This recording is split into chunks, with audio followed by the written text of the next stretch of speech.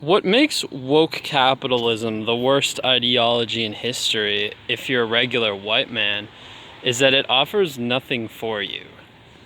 At least conservatism, while it may deny you your workers' rights, gives you some ideal of a family and a nation to aspire toward.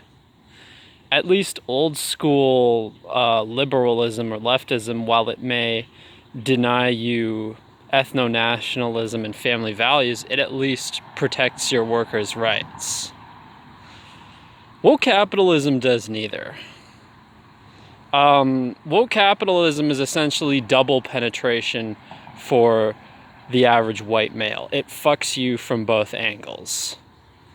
It fucks you socially and it fucks you economically.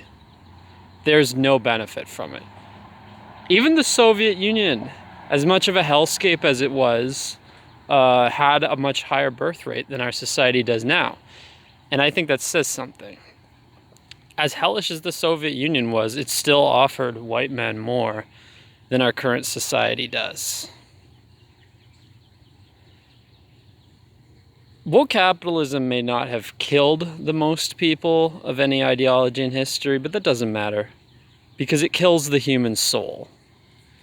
It seeks to erase all differences because those differences get in the way of corporate profits. Like, if you look at their press releases and their studies that corporations put out, they always talk about cultural barriers to market penetration in different markets. And the underlying assumption is, gee, wouldn't it be great if we could get rid of all these cultural barriers?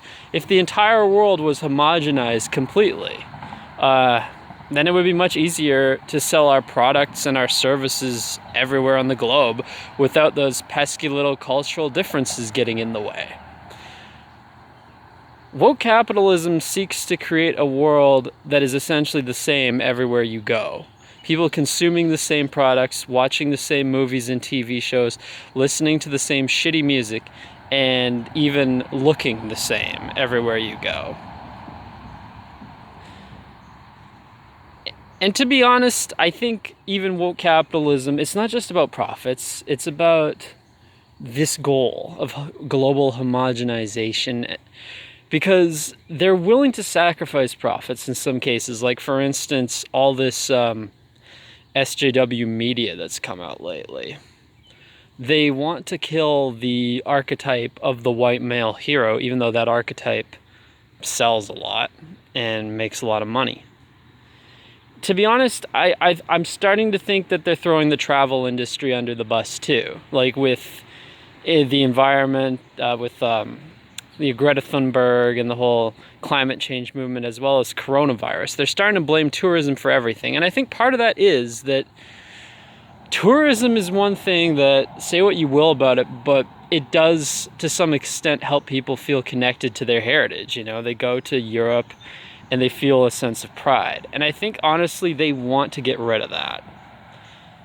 And tourism also provides an incentive for the preservation of traditional cultures, because nobody wants to travel to Paris and just have it look exactly like you're in an American city. Nobody wants that.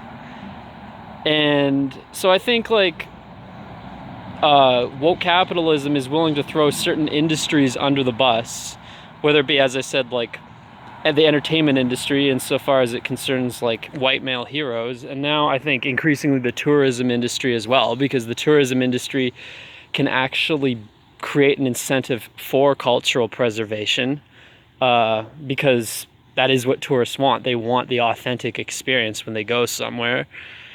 So I think those industries are actually being shoved, they're being thrown under the bus. And I think woke capitalism is basically the main evil of our time. It could be the main evil of all time, because even if it hasn't killed as many people as other ideologies, it has an ability to self-perpetuate that almost no other ideology has ever had. Communism was built to fail because it ignored many aspects of human nature. Woke capitalism, on the other hand, it could go on theoretically forever. And that's what makes it so scary.